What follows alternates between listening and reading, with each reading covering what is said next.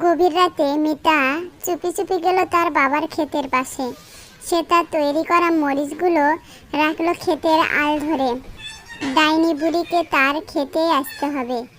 এদিকে পাহাড়ের চূড়ায় চিতলে বুড়ি আর তার কাক তৈরি হচ্ছিল রাতের ভোজের জন্য। কাক, গন্ধ পাচ্ছিস? সেই রতনের ক্ষেতের নতুন ঝালমরিচের গন্ধ। চল, আজ পেট ভরে খাবো। কা কা কা কা। চিতনে বুড়ি নিচে নেমে এলো রতনের বাগানের কাছে। মিতা গাছের আড়াল থেকে লুকিয়ে অপেক্ষা করছিল। ঝাপসা চাঁদের আলোয় দেখা গেল চিতনে বুড়ি তার থলিতে মিতা রাখা মরিচগুলো ভরছে। ডাইনি বুড়ি এক মুঠো মরিচ মুখে পুরে দিল। প্রথম কামড়েই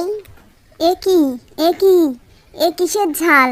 এ তো ঝাল নয়, এ তো মিষ্টি, এ তো নুনতা। আমার শক্তি কোথায় গেল?